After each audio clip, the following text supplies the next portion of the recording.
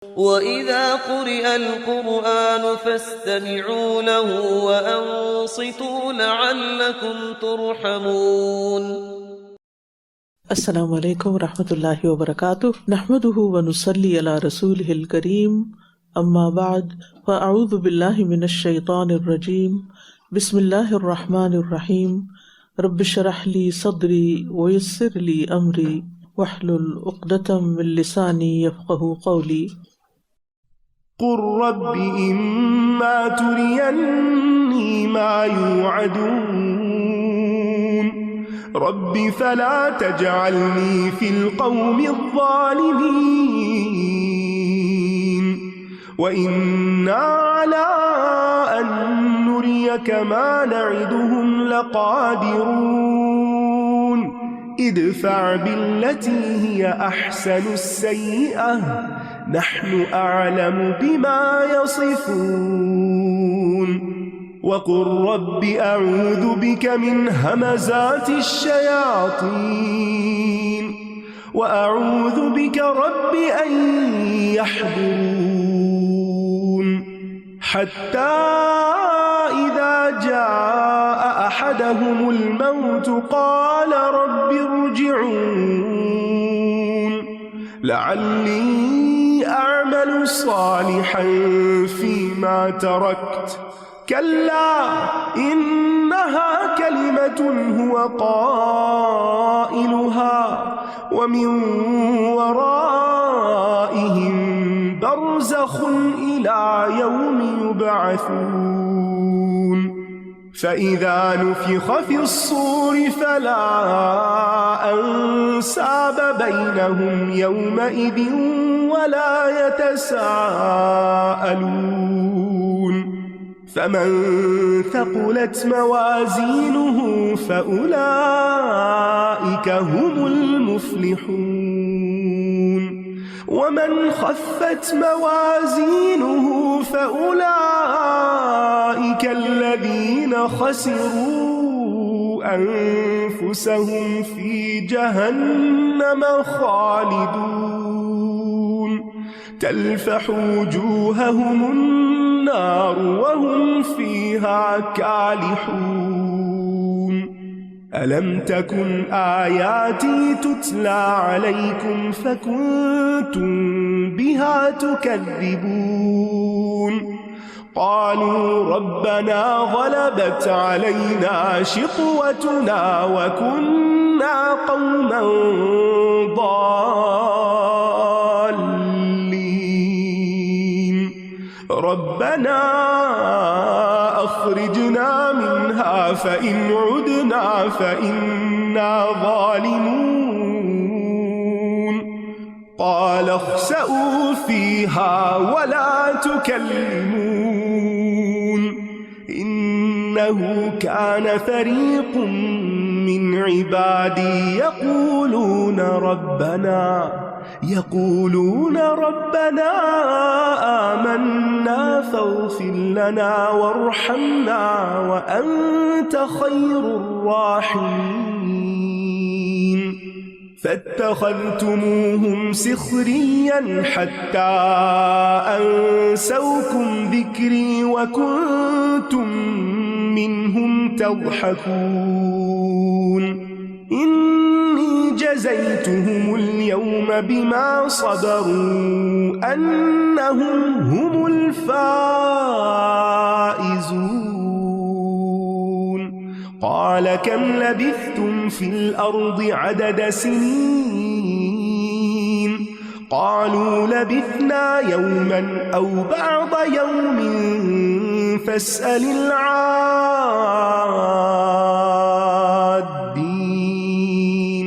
قال إن لبثتم إلا قليلا لو أنكم كنتم تعلمون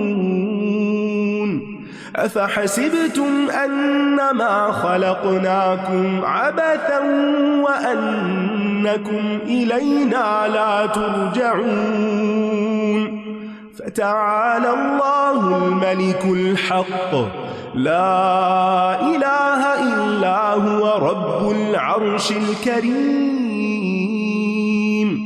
ومن يدع مع الله إلها آخر لا برهان له به فإنما حسابه عند ربه إنه لا يفلح الكافرون وقل رب اغفر وارحم وأنت خير الراحمين۔ کہہ دیجئے اے میرے رب، اگر تو مجھے وہ عذاب دکھا دے جس کا یہ وعدہ کیے جاتے ہیں تو اے میرے رب مجھے ان ظالم لوگوں میں شامل نہ کرنا۔ انسان کو ہمیشہ عافیت کی دعا کرتے رہنا چاہیے کہ اللہ اگر کچھ لوگوں کو تو نے آزمانے کا، عذاب دینے کا ارادہ کر ہی لیا ہے تو مجھے ان میں شامل نہ کرنا۔ نبی صلی اللہ علیہ وسلم کی خوبصورت دعائیں بھی ہیں عافیت کے بارے میں، اور لیلۃ القدر کی خاص دعا اللہم انک عفو تحب العفو فاعف عنا، اور اسی طرح ایک اور دعا میں بھی آتا ہے وَإِذَا أَرَدْتَ فِتْنَةً فِي قَوْمٍ فَتَوَفَّنِي غَيْرَ مَفْتُونٍ، کہ اللہ اگر تو کسی قوم کو فتنے میں ڈالنے کا ارادہ کرے تو مجھے فتنے میں ڈالے بغیر اٹھا لینا۔ اور پھر اللہ کی خاطر بڑی سے بڑی قربانی دینے کے باوجود برے انجام سے بچنے کی دعا کرنی چاہیے۔ ربی فلا تجعلنی فی القوم الظالمین، یہ کون کہہ رہے ہیں؟ پیغمبر کہہ رہے ہیں کہ اللہ مجھے ظالم قوم میں شامل نہ کرنا۔ اور بے شک وہ وعدے جو ہم ان سے کر رہے ہیں آپ کو دکھانے پر یقیناً قادر ہیں۔ اور نبی صلی اللہ علیہ وسلم نے مشرکین پر غزوہ بدر میں آنے والا عذاب دیکھا بھی، اور پھر فتح مکہ کے بعد عرب سے مشرکین کا خاتمہ بھی آپ کی زندگی میں ہی ہوا۔ فرمایا برائی کو اس طریقے سے دور کیجیے جو سب سے اچھا ہو، یعنی باوجود اس کے کہ یہ ظالم ہیں، مشرک ہیں، سب غلط کام کرتے ہیں، لیکن ایک مبلغ، ایک داعی، ایک حق کا پیغام پہنچانے والے کو بہترین اخلاق کا مظاہرہ کرنا چاہیے۔ فرعون کی طرف موسیٰ علیہ السلام کو بھیجا گیا کس ہدایت کے ساتھ؟ کہ نرمی سے بات کرنا۔ عام طور پر ہم جسٹیفائی کرنے لگتے ہیں اپنی سختی کو، اپنی روڈنس کو، کہ لوگ ایسے ہیں اس لیے ہمیں ایسا کرنا پڑتا ہے، لوگ مانتے نہیں تو پھر ہمیں غصے سے بات کرنی پڑتی۔ نہیں، غصے اور سختی سے وہ نتائج برآمد نہیں ہوتے جو ایک اچھے اخلاق کے ساتھ ہوتے ہیں۔ اور ہمارا رویہ لوگوں کے تابع نہیں ہونا چاہیے کہ لوگ ایسے ہیں اس لیے ہم یہ کر رہے ہیں، نہیں، برائی کو اس طریقے سے دور کیجیے جو سب سے اچھا ہو۔ جو کچھ یہ بیان کرتے ہیں ہم اسے خوب جانتے ہیں، یعنی جو کچھ یہ کر رہے ہیں وہ ہمیں اچھی طرح معلوم ہے۔ اور قرآن مجید میں 7 مقامات پر باللتی ہی احسن کا حکم آیا ہے، تو اس سے اس حکم کی اہمیت پتہ چلتی ہے کہ ہمارا دین ہمیں کیسا اخلاق سکھاتا ہے۔ اور احسن کا لفظ احسان سے بھی ہے، یعنی برائی کا جواب اگر برائی سے ہی دینا ہو تو پھر احسان کس بات کا؟ برائی کا جواب جب انسان بھلائی سے دیتا ہے تو دشمن بھی دلی دوست بن جاتا ہے۔ مشرکین نبی صلی اللہ علیہ وسلم پر طرح طرح کے الزام تراشی کرتے، قرآن کو اساطیر الاولین کہتے، لیکن پھر بھی اللہ تعالیٰ نے کیا حکم دیا کہ ان سے نرمی اور حسن سلوک کا معاملہ کیجیے۔ اور یہ دین کے امبیسڈر، دین کے پیامبر کے لیے بہت ہی قیمتی اصول ہے، ہم سب کے لیے جو دین کے نمائندے ہیں۔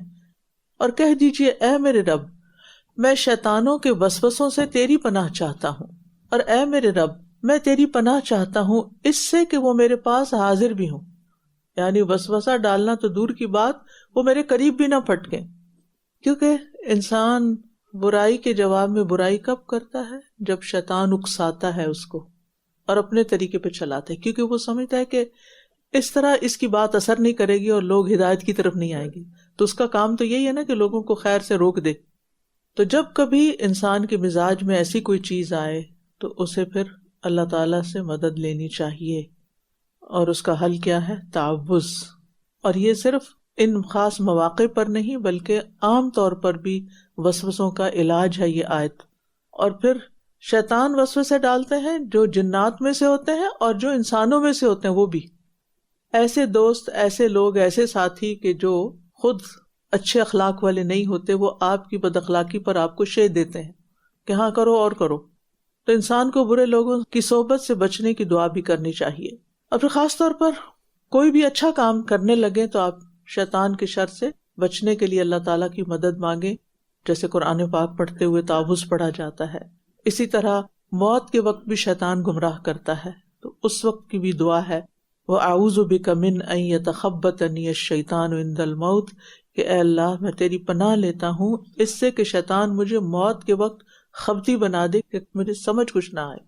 اور شیطان سے حفاظت کے لیے ہر کام سے پہلے بسم اللہ پڑھ لینی چاہیے تاکہ اللہ تعالیٰ کی مدد شامل حال ہو جائے۔ اور اس کے علاوہ غصے کے وقت بھی شیطان سے پناہ مانگنے کی تلقین کی گئی ہے، اور غفلت کی حالت میں بھی شیطان کے حملے زیادہ ہوتے ہیں، یہاں تک کہ جب ان میں سے کسی کو موت آئے گی تو وہ کہے گا اے میرے رب مجھے واپس لوٹا دے۔ موت کے بعد انسان کی 9 آرزویں ہوں گی جس کا تذکرہ قرآن میں آتا ہے۔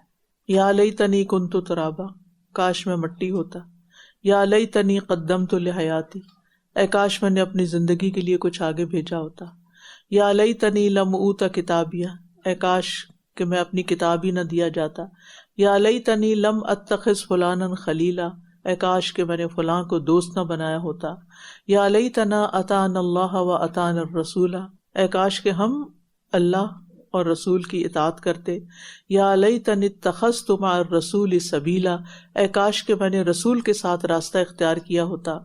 یا لیتنی کنت معہم فافوز فوزا عظیما، اے کاش کہ میں بھی ان کے ساتھ ہوتا تو بڑی کامیابی حاصل کر لیتا۔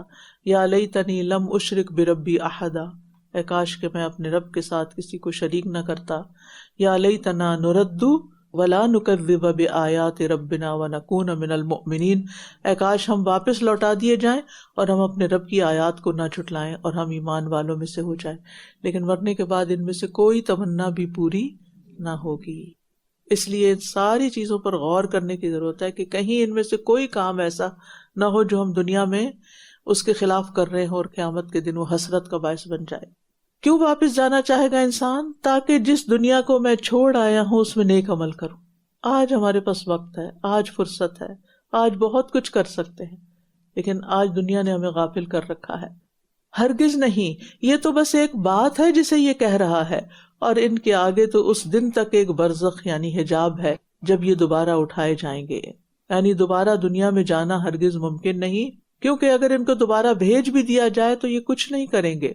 اور مرنے کے بعد جو انسان نیک ہوگا، جس کا انجام اچھا ہوگا، وہ تو واپس جانا ہی نہیں چاہے گا، کیونکہ وہ دنیا میں آزمائش کے گھر کو چھوڑ آیا، نہ اپنے گھر جانا چاہے گا کیونکہ اسے اس گھر سے زیادہ اچھا گھر مل گیا، نہ اپنی اولاد کی طرف جانا چاہے گا، نہ اپنے اہل و عیال کی طرف، نہ دوستوں کی طرف، کیونکہ اسے اس سے بہتر لوگ وہاں مل گئے۔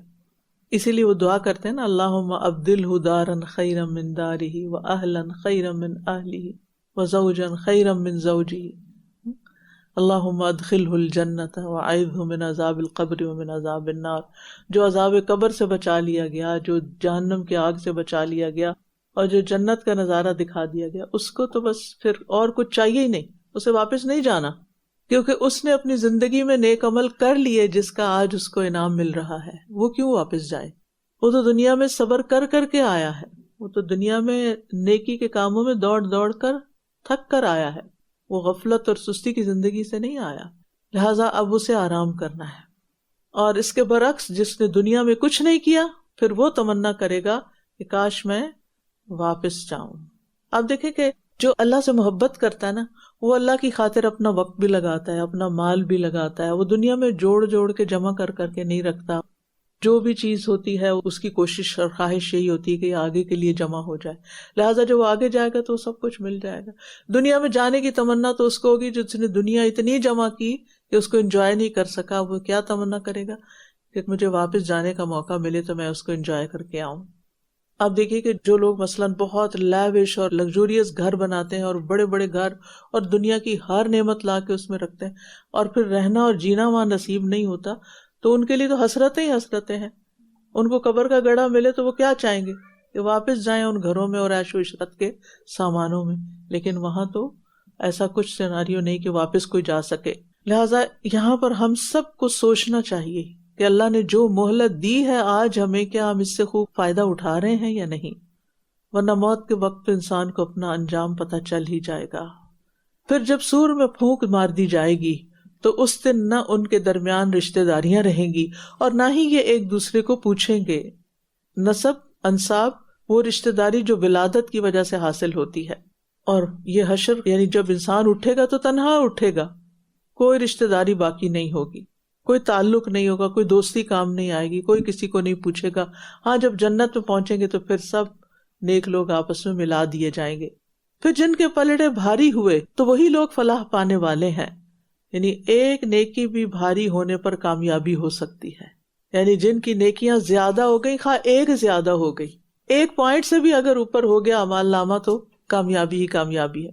اور جن کے پلڑے ہلکے ہوئے یعنی نیکیاں کم اور برائیاں زیادہ، تو یہی وہ لوگ ہیں جنہوں نے اپنے آپ کو خسارے میں ڈالا، یہ جہنم میں ہمیشہ رہنے والے ہیں.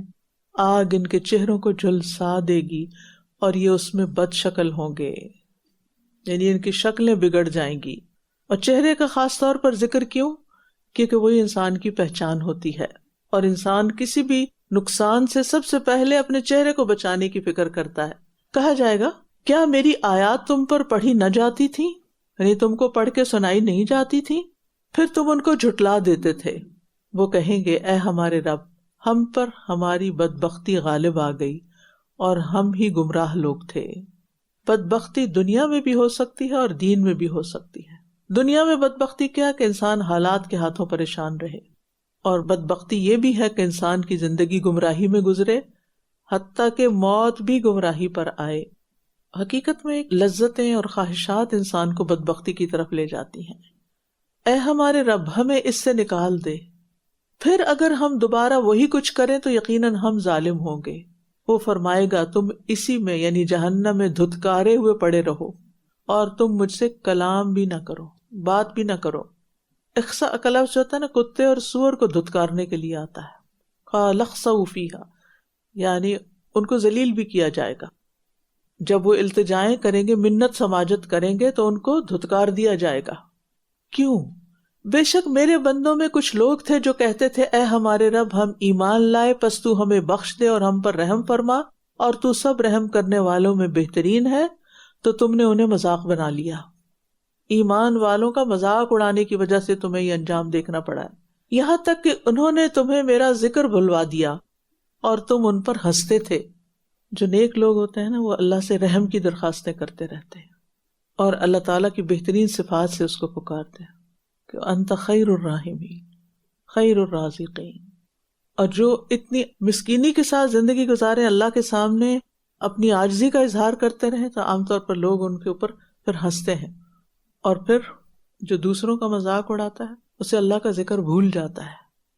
یعنی ان کی نفرت اور ان کو ذلیل کرنے نے تمہیں اس بات پر ابھارا کہ تم نے مجھے بھی بھلا دیا. جو لوگ دوسروں کی غلطیاں تلاش کرتے رہتے ہیں اور دوسروں کے عیب ڈھونڈتے رہتے ہیں اور پھر ان عیبوں کی وجہ سے ان کا مذاق اڑاتے ہیں اور ان کے خلاف باتیں کرتے رہتے ہیں، ایسے لوگوں کا دل سخت ہو جاتا ہے. ایسے لوگوں کے اندر پھر خشیت باقی نہیں رہتی، اور پھر انسان کے اوپر خیر کی بات اور ہدایت کی بات اثر نہیں کرتی. میں نے آج انہیں ان کے صبر کی وجہ سے بدلہ دیا، یعنی انہوں نے دنیا میں تمہارے مذاق اڑانے پر صبر کیا اور اپنے حق کے راستے پر جمے رہے. یقیناً وہی کامیاب ہونے والے ہیں. صبر حق پر ثابت قدم رہنے کا نام ہے کہ جیسے بھی حالات ہوں، کتنی بھی کسی کی مخالفت ہو، کیسا بھی کوئی مذاق اڑا رہا ہو، انسان اپنا راستہ نہ چھوڑے. جو کر رہا ہے وہ کرتا رہے جس کو وہ صحیح سمجھتا ہے. تو اللہ کی اطاعت میں عمل کرنے اور صبر کرنے کا نتیجہ کیا ہے؟ انہم ہم الفائزون.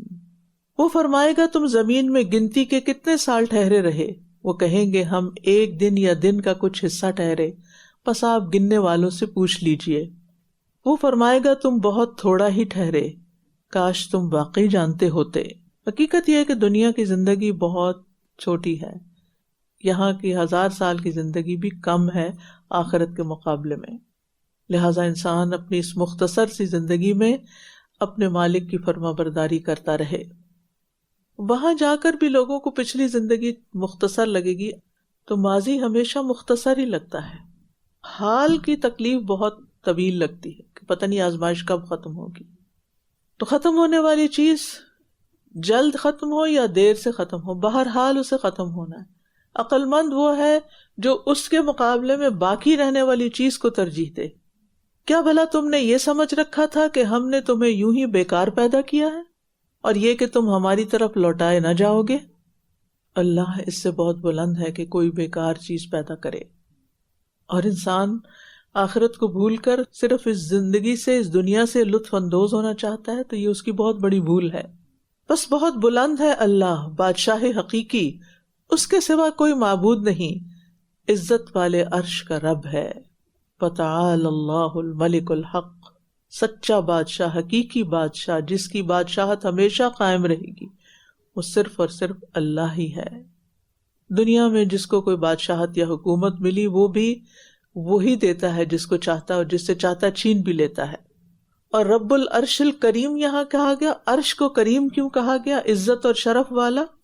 کسی بھی جگہ یا علاقے کی عزت اور شرف اس کے رہنے والوں کی وجہ سے ہوتی ہے۔